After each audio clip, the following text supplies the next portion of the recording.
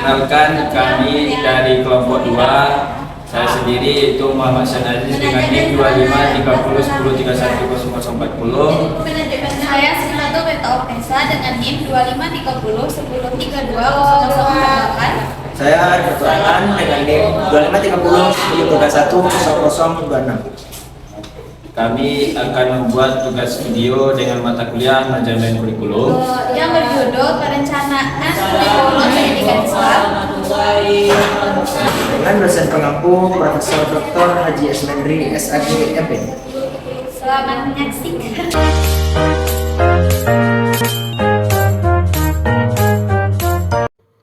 Perencanaan kurikulum pendidikan Islam.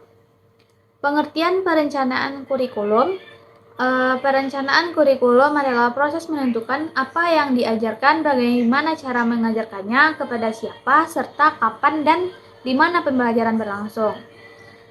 Perencanaan yang baik menjadi dasar tercapainya proses pembelajaran yang efektif dan efisien. Menurut Omar Hamalik tahun 2010, perencanaan kurikulum merupakan proses sosial yang melibatkan berbagai pihak dalam pengambilan keputusan pendidikan. Dalam pendidikan Islam, perencanaan kurikulum juga harus selaras dengan nilai-nilai tauhid dan ajaran Islam, sehingga seluruh kegiatan pendidikan dipandang sebagai bentuk ibadah kepada Allah Subhanahu wa Ta'ala. Perencanaan kurikulum berfungsi sebagai pedoman bagi guru dalam pembelajaran, acuan pengembangan bahan ajar, serta dasar dalam evaluasi kualitas pendidikan.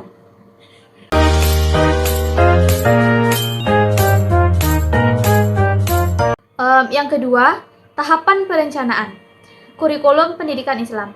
Perencanaan kurikulum pendidikan Islam dilakukan melalui beberapa tahap.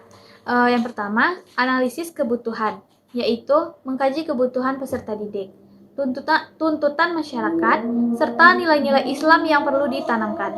Kedua, perumusan tujuan, yaitu menetapkan tujuan yang jelas untuk membentuk manusia beriman, berilmu, dan berakhlak mulia.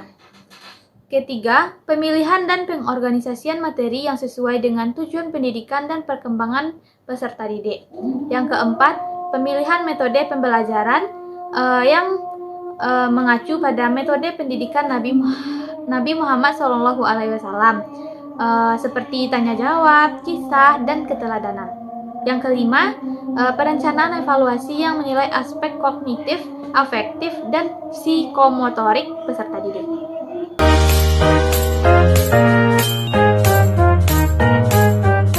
Yang ketiga, tujuan perencanaan kurikulum pendidikan Islam. Perencanaan kurikulum dalam pendidikan Islam memiliki beberapa tujuan, yaitu yang pertama, mengarahkan proses pendidikan agar sesuai dengan tujuan pendidikan Islam. Yang kedua, mengembangkan potensi peserta didik secara optimal, baik secara intelektual, spiritual, maupun sosial. Yang ketiga, membentuk karakter dan akhlak mulia pada peserta didik. Yang keempat, menjamin proses pembelajaran berjalan secara efektif dan efisien. Selain itu, tujuan utama pendidikan Islam adalah membentuk manusia yang beriman, bertakwa, serta memiliki akhlak yang baik sesuai dengan ajaran Islam.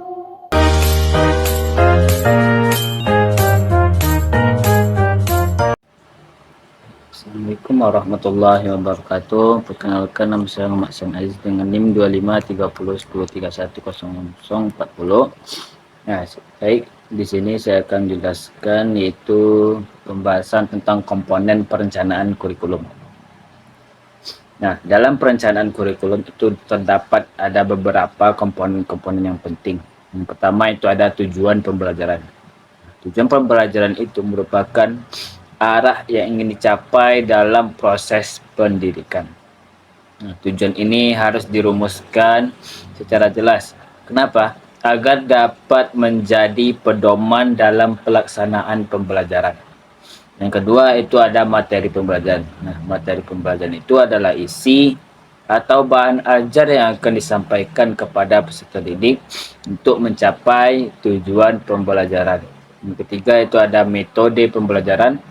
Metode pembelajaran merupakan cara yang akan digunakan guru dalam menyampaikan materi kepada peserta didik tersebut agar tujuan pembelajaran dapat tersampai secara efektif.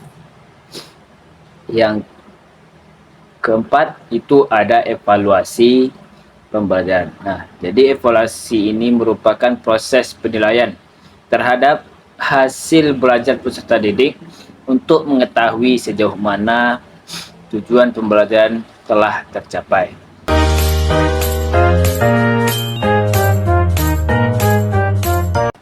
Baik, selanjutnya saya akan menjelaskan tentang prinsip-prinsip perencanaan kurikulum pendidikan Islam. Nah, dalam merencanakan kurikulum pendidikan Islam, itu terdapat sejumlah prinsip yang fundamental harus dipegang teguh. Jadi prinsip-prinsip ini bersumber dari Al-Quran, hadis, dan tradisi keilmuan Islam sepanjang sejarah. Jadi Ram Mayulis dalam bukunya yaitu Ilmu Pendidikan Islam menyebutkan ada beberapa prinsip dasar perencanaan kurikulum Islam. Yang pertama itu ada Rabbaniyah, yaitu bahwa seluruh kurikulum harus berlandaskan pada wahyu Allah Subhanahu wa taala. Jadi seluruh ilmu yang diajarkan itu harus dapat dipertanggungjawabkan secara agama dan tidak bertentangan dengan prinsip-prinsip Islam. Ya, jadi prinsip ini menjamin bahwa kurikulum pendidikan Islam itu senantiasa terarah kepada tujuan ilahi, yaitu membentuk hamba yang bertakwa. Yang kedua itu ada prinsip universal, yang berarti kurikulum itu harus mampu membimbing peserta didik untuk memahami hakikat dirinya sebagai makhluk Allah, warga negara, dan anggota masyarakat yang bertanggung jawab. Nah, jadi kurikulum Islam tidak membatasi diri pada persoalan spiritual semata, tetapi juga mencakup dimensi sosial, ekonomi, budaya, dan ilmu pengetahuan. Yang ketiga itu ada prinsip keseimbangan atau tawazun, yaitu keseimbangan antara aspek jasmani dan rohani. Jadi antara ilmu agama dan ilmu umum, antara kebutuhan individu dan masyarakat, serta antara kepentingan dunia dan akhirat. Jadi ketidakseimbangan dalam kurikulum akan menghasilkan peserta didik yang tidak utuh dalam pembentukan kepribadiannya.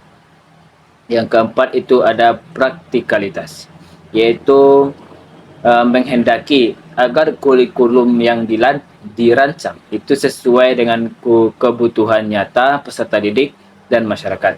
Jadi ilmu yang diajarkan itu harus dapat diaplikasikan dalam kehidupan sehari-hari, bukan sekadar bahan hafalan yang tidak bermakna. Jadi di prinsip ini sejalan dengan sabda Nabi Muhammad SAW yang mengecamkan orang yang berilmu tetapi tidak mengamalkan ilmunya.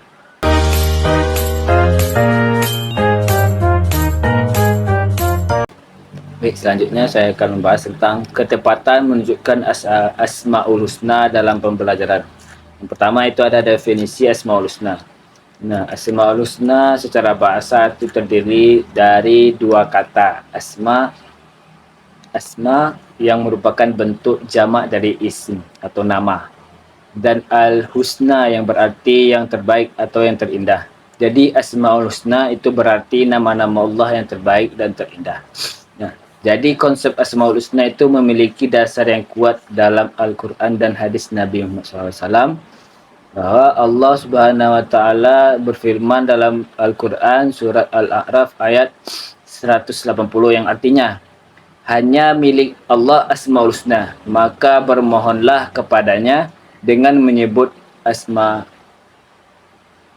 Husna itu, dan tinggalkanlah orang-orang yang menyimpang dari kebenaran dalam menyebutkan nama-namanya. Nanti mereka akan mendapat balasan terhadap apa yang mereka kerjakan. Nah, di ayat ini menegaskan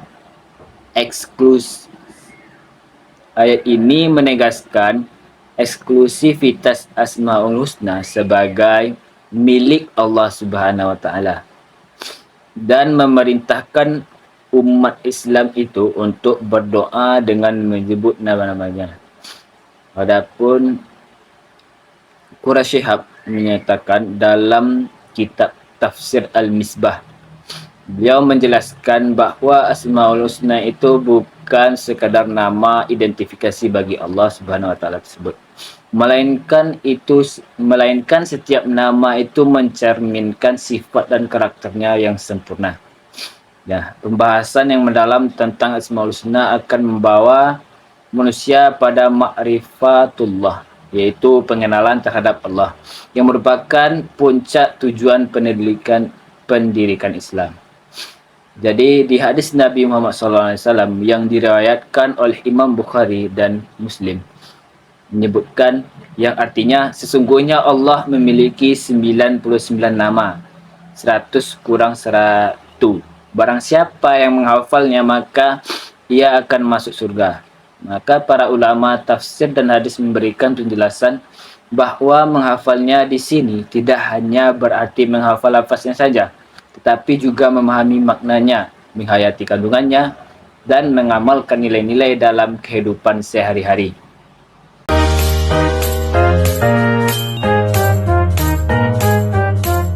Selanjutnya, keutamaan mempelajari Asmaul Husna. Mempelajari dan mengamalkan Asmaul Husna memiliki keutamaan yang besar dalam Islam, karena menjadi jalan untuk mengenal Allah atau ma'rifatullah. Menurut Imam Al-Ghazali, mengenal Allah melalui Asmaul Husna dapat menumbuhkan ketenangan jiwa, membahagiakan hidup, serta kedekatan seorang hamba dengan Tuhannya. Dari sudut pandang pendidikan, pembelajaran Asmaul Husna juga memiliki nilai penting.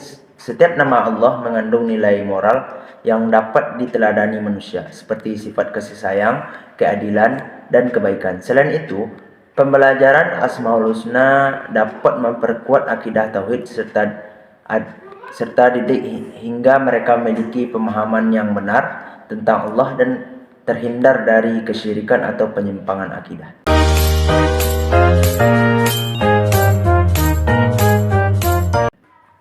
Pembelajaran Asmaul Husna tidak hanya bertujuan meningkatkan pengetahuan peserta didik tentang nama-nama Allah, tapi juga berperan penting dalam pembentukan karakter dan akhlak. Nilai-nilai yang terkandung dalam setiap nama Allah perlu dipahami, dihayati, dan diwujudkan dalam perilaku sehari-hari. Sebagai contoh, sifat Ar-Rahman yang berarti Maha Pengasih dapat diwujudkan dengan sikap saling menyayangi, membantu teman yang mengalami kesulitan, serta menghargai perbedaan di lingkungan sekitar. Selain itu, sifat Al-Adil yang berarti Maha Adil dapat diterapkan melalui sikap jujur, tidak memihak, dan berlaku adil kepada siapapun.